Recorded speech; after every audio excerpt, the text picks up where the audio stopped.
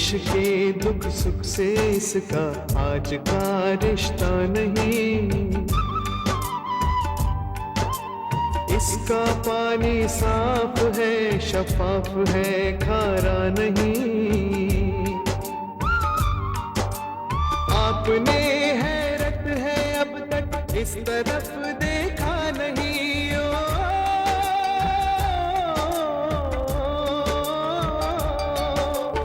आपने हैरत है अब तक इस तरफ देखा नहीं। जो सियासत ने बनाया है ये वो नक्शा नहीं जो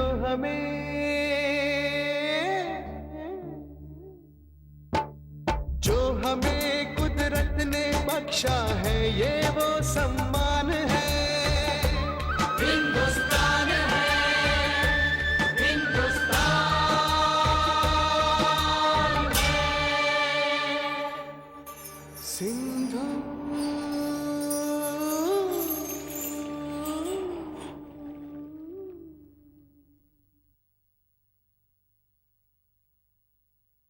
भारत हम प्राचीन कहकर जिसे त्याग देते हैं वो हमारा अतीत होता है। अतीत हमें उठने का अवसर देता है, गिरने से रोकता है। आज जब मोहनजोदड़ो हड़प्पा की खुदाई में निकली एक एक वस्तु को ध्यान से देखें तब हमें पता चलेगा हमारे पूर्वजों का उन्नत रूप, उनका रहन सहन।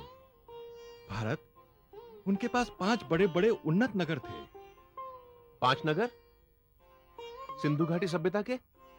हाँ भारत, उन नगरों उन ग्रामों की जानकारी के लिए जब हमने विद्वानों से बातचीत की तो जानते हो पता क्या चला? जी बताइए।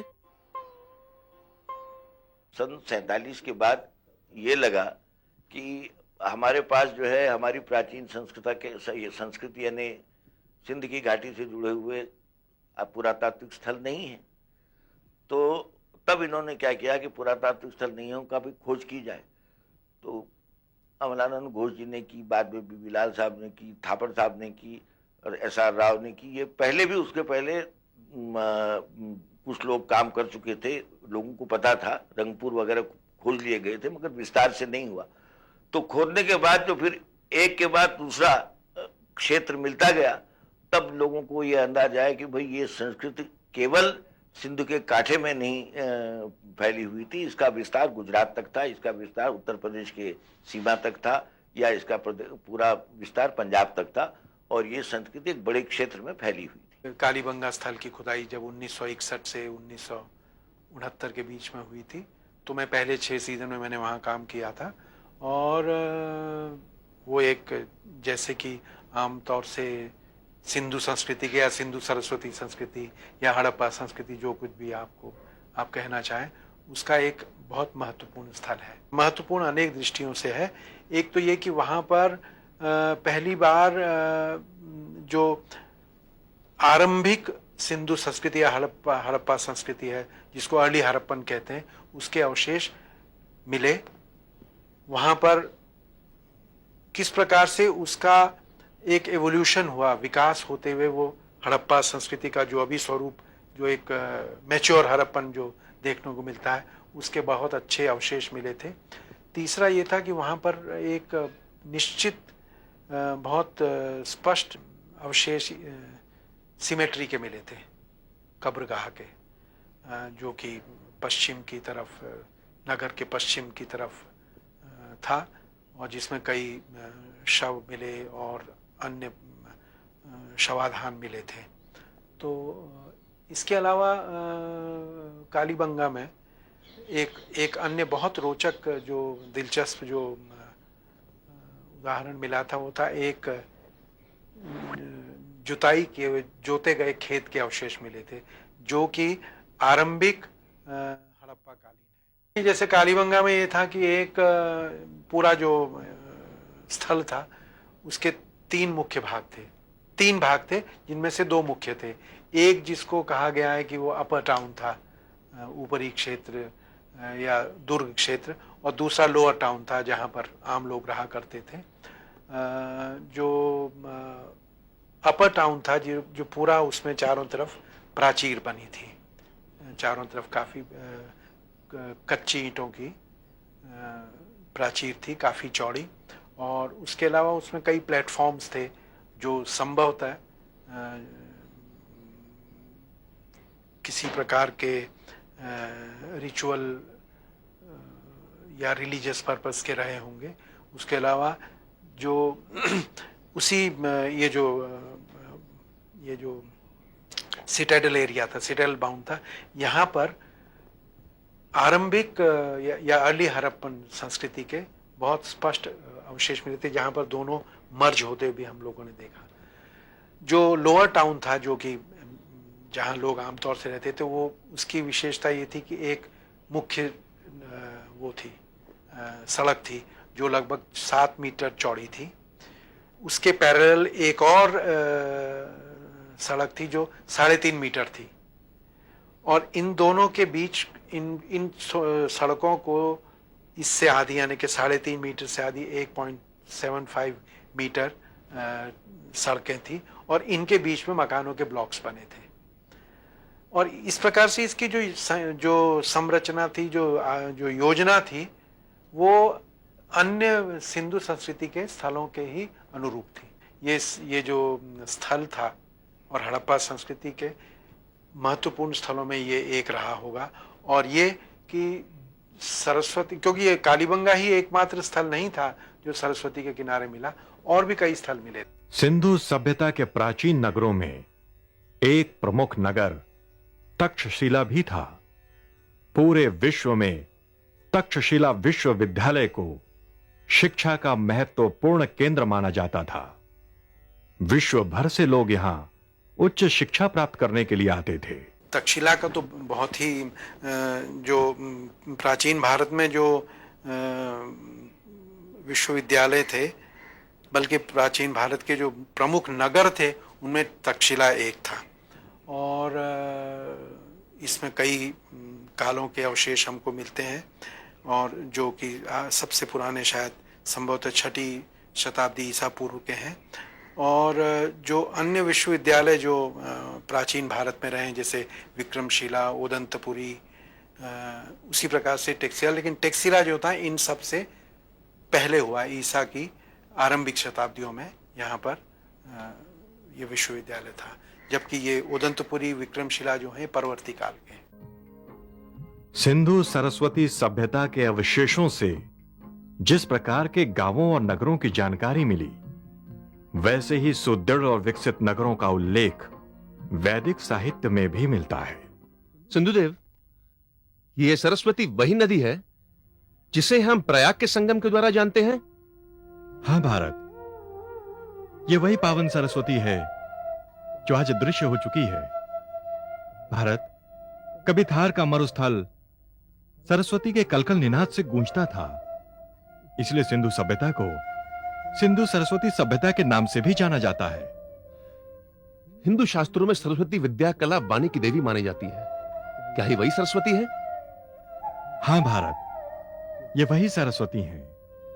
हमारे पुराणों में एक कथा है जो बड़ी रोचक और शिक्षाप्रद है। एक बार विष्णु लोक में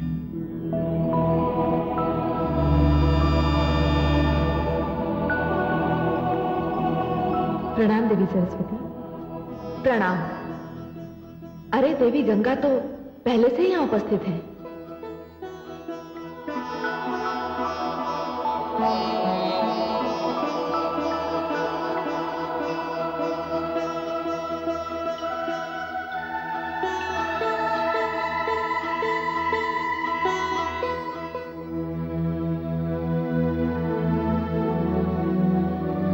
हे देवी लक्ष्मी, आप मुझे स्वयं यहां लेकर आई हैं। आपने मुझे आसन तक ग्रहण करने को नहीं कहा। क्या विष्णु लोक में अतिथियों का सत्कार इसी प्रकार किया जाता है? क्षमा करें देवी सरस्वती। देवी लक्ष्मी तो श्री नारायण के हृदय में निवास करती है, और मुझे अपने चरणों में रहने का अधिकार स्वयं श्री हरि विष्णु ने ही दिया है। और रही आपकी बात, तो आपके लिए तो सदैव यहाँ स्थान की कमी रहती है। ये समस्या मेरी नहीं, आप ही की है। मैं अतिथि हूं, और नियमानुसार आपको अपना स्थान छोड़कर मुझे स्थान देना चाहिए। देवी सरस्वती, मैं तो अपना स्थान छोड़ने की सोच भी नहीं सकती। और मैं अपना स्थान छोड़कर कहाँ जाऊंगी? तो आप मुझे यहाँ लाई क्यों? अब तो ये बात मुझे स्वयं श्री हरि से पूछनी पड़ेगी कि यहाँ मेरा स्थान कहाँ है। किंतु इस समय ये संभव नहीं है देवी सरस्वती। वे योग निद्रा में हैं। मैं उन्हें जगाऊंगी और मैं आपको इसकी अनुमति नहीं दूंगी। आप घोर अपमान कर रही हैं मेरा देवी लक्ष्मी। देवी, यदि आपको मुझसे ईर्ष्या है कि मैं ऐश्वर्य और वैभव की देवी हूं, तो इसमें मेरा कोई दोष नहीं। यह स्थान तो मुझे स्वयं आदि शक्ति परमेश्वरी ने दिया है। अच्छा, तो बहुत अहंकार है आपको अपने वैभव और अपने ऐश्वर्य पर। तो जाइए देवी लक्ष्मी, मैं आपको इस स्थान से अर्थात विष्णु लोक से दूर करती हूं। देवी सरस्वती, जाइए, मैं आपको शाप देती हूं। नहीं देवी सरस्वती, आप विष्णु लोक छोड़कर धरती पर चली जाएंगी और वहां तुलसी हो जाएंगी और आपका संबंध भगवान विष्णु से समाप्त हो जाएगा और धरती पर आपका विवाह किसी असुर से होगा। देवी सरस्वती, ये आपने क्या अनर्थ कर दिया? आपका विवाह तो मुझसे था और आपने देवी लक्ष्मी को श्राप दे दिया। ये अनर्थ मैं सहन नहीं करूंगी। जाइए, मैं भी आपको श्राप देती हूं कि आप धरती पर नदी बनकर प्रकट होंगी। जाइए, नीचे उतर जाइए। देवी गंगे, आपने देवी लक्ष्मी के लिए मुझे श्राप दिया, तो मैं भी आपको श्राप देती हूं कि अब आप श्री हरि के चरणों से निकलकर धरती पर नदी बनकर उतरेंगी और अधिक से अधिक पापियों के संपर्क में आएंगी। आप पापियों से घिरी रहेंगी।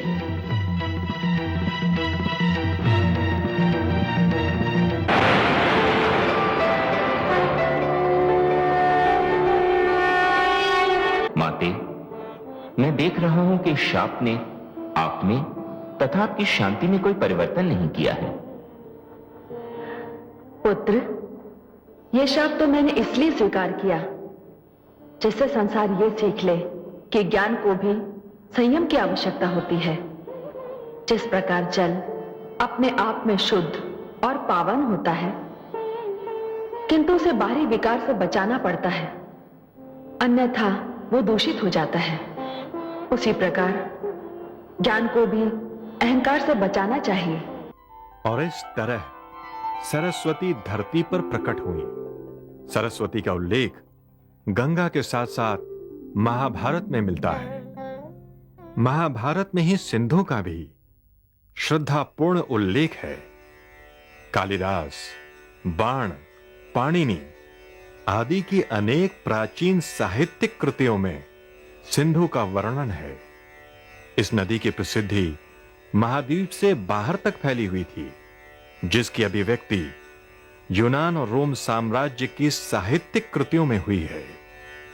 वास्तव में सिंधु को प्राचीन काल से ही महत्वपूर्ण तीर्थ माना गया है। इसको सप्त सिंधव भी नाम दिया गया है, जो कि आर्यों का कई लोग मूल स्थान मानते हैं। महाभारत में और रामायण में और इसके अतिरिक्त पुराणों में सिंधु सौवीर का जिक्र आता है। जयद्रथ, जो कि कौरव राजा दुर्योधन का सहयोगी था, वो भी सिंधु क्षेत्र से आया था, सिंधु सौवीर क्षेत्र से। महाभारत में सिंधु के कई रेफरेंसेस हमको मिलते हैं, संदर्भ मिलते हैं, और एक संदर्भ तो बड़ा रोचक है जिसमें इसको गंगा की एक चैनल भी कहा गया है, और ऐसा भी कहा गया है कि इसको हर सुबह और शाम को इसको याद करना चाहिए, इसका स्मरण करना चाहिए। अनुशासन पर्व में, महाभारत के अनुशासन पर्व में तीर्थों का जब संदर्भ आता है, तब भी सिंधु को एक महत्वपूर्ण तीर्थ स्थल माना गया है। बल्कि ये कहा गया है कि अगर कोई चरित्रवान व्यक्ति कश्मीर की नदियों में तथा सिंधु में स्नान करता है, तो वो निश्चित रूप से उसको स्वर्ग की प्राप्ति होती है। इतना ये महत्व हमारे पुराणों में और एपिक्स में इसके बारे में कहा गया है। ओम जय गंगे माता, मैया जय गंगे माता, सुनर तुमको दाता, सुनर मैया देखो भगवान बल पाता। ओम जय गंगे माता, गंगे सिरोत तुम्हारी, जल निर्मल आता, मैया जल निर्मल आता। शरण पड़े जो तेरी, शरण पड़े जो तेरी, सुनर दर जाता, जय गंगे माता। गोत्र सगर के तारे, सब जग को जाता, मैया सब जग को जाता। कृपा दृष्टि तुम्हारी, दया दृष्टि तुम्हारी, त्रिभुवन सुख दाता, जय गंगे माता। नदियों को हम पूजते तो हैं, लेकिन उनके संरक्षण के प्रति मानव जाति उदासीन है। सरस्वती इसका ज्वलंत प्रमाण है, जो पृथ्वी पर उतरी भी और विलुप्त भी हो गई। सरस्वती हो, सिंधु या फिर गंगा, वास्तव में नदियां हमें जल के साथ साथ जीवन भी देती हैं। लेकिन चाहे जल हो या पर्यावरण, उसका उपभोग तो हम करते हैं, परंतु उसके संरक्षण का कर्तव्य हम भूल बैठे हैं। नदी एक प्रतीक है जो सब छोटे नदियों से पानी को ग्रहण करता है और सबको एक समुद्र में ले जाता है। एक प्रतीक जो हम हमारे मन में रख सकते हैं कि अलग अलग नदियाँ होने पर भी, जैसे वो एक होते हैं, हमको भी अलग अलग होने पर भी, विभिन्न होने पर भी एक होना है। ये सबों की भलाई के लिए जरूरी है। जिस सांस्कृति के पीछे जो मूल्य है, ये हमें एकत्रित करेंगे, और ये मूल्य है सच्चाई, प्रेम, ह्यूमैनिटी, इंसानियत। और जब इन मूल्यों पर हम जोर देते हैं, तब हम देखेंगे हमारे लिए बहुत एक मजबूत बुनियाद है जिस पर हम हमारे देश को एक बना सकते हैं। दूसरी बात, एकता होनी है तो विभिन्नता की जरूरत है। यदि विभिन्नता नहीं है तो एकता नहीं हो सकती। You will have uniformity, not unity. What we are looking for is unity. Every human being is unique.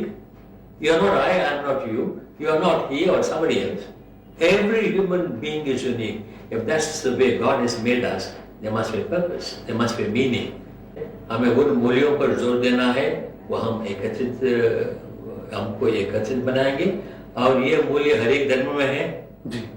प्रेम, न्याय, एकता, इंसानियत हर एक धर्म में है।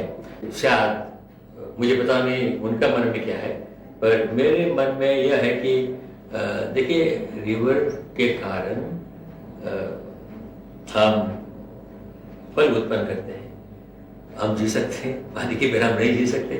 तो एक तरह से नदी बहुत वरदानों का एक स्रोत है। जैसे गाय को क्यों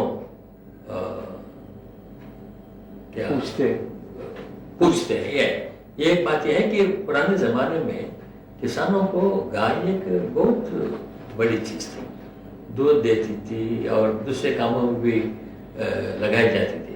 इसलिए जब किसी से हमें ज़्यादा फायदा मिलता है और जो चीज़ हमारे जीवन के लिए जरूरी होते हैं, तब लोगों में एक तरह का टेंडेंसी होती है कि उनको उनके बारे में बहुत अच्छा बोलना, उनकी स्तुति भी करना।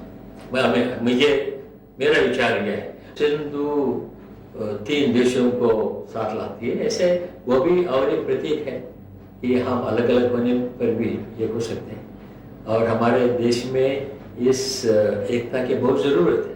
और इसके दुष्परिणाम पूरी मानव सभ्यता को भुगतने पड़ते हैं। आज भी यही हो रहा है। और कालांतर में भी यही होता रहा है। सरस्वती तट के निवासियों ने पर्यावरण का ध्यान ही नहीं रखा।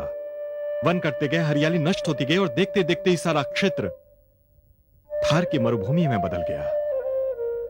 किंतु मैं तो हूं सरस्वती की विशालता और पावनता का साक्षी। नदियां, यात्राएं एवं व्यापारिक अभियानों का सुगम मार्ग थी भारत। भारतीय आचार्यों ने इस विषय में बड़े विस्तार से जानकारी दी है। ईसा की पहली शताब्दी का एक ग्रंथ जिसका नाम है पेरिप्लस ऑफ द एरिथ्रियन सी, जो कि अधूरा है, जिसके कुछ ही खंड प्राप्त होते हैं, उसमें भी सिंधु नदी का और विशेष रूप से व्यापार के संदर्भ में वर्णन मिलता है। सिंधु सभ्यता के समय में तो पश्चिम एशिया से, खासतौर से इराक, मेसोपोटामिया, सुमेर से तो एक लगातार व्यापार चलता रहा था। उसके अलावा जो पर्शियन गल्फ का जो फारस की खाड़ी का क्षेत्र है, उससे भी इनका व्यापार चलता रहा था सिंधु सभ्यता के समय में।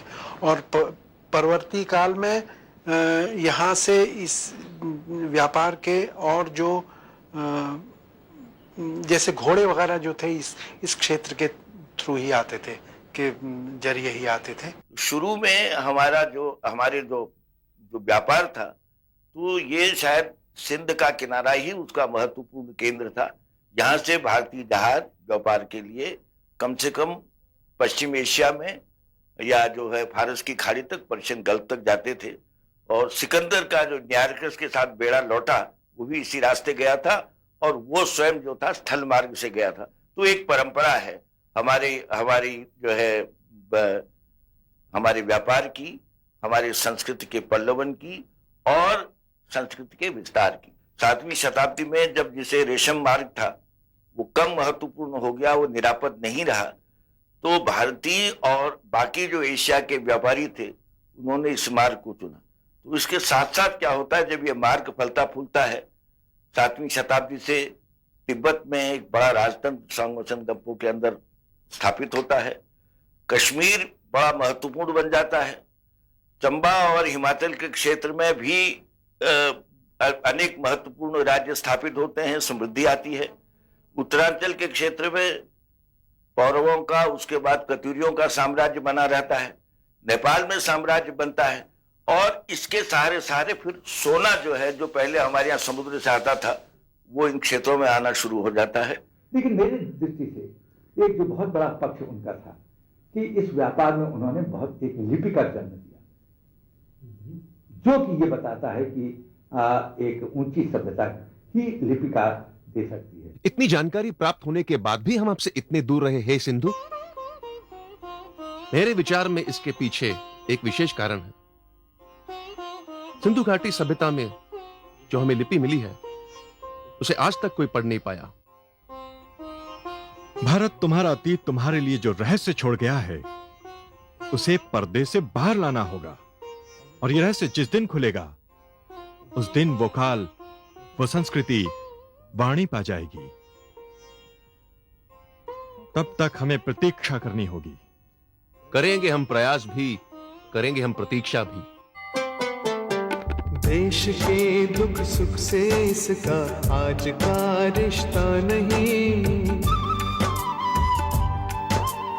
इसका पानी साफ है, शफाफ है, खारा नहीं। आपने हैरत है अब तक इस तरफ देखा नहीं।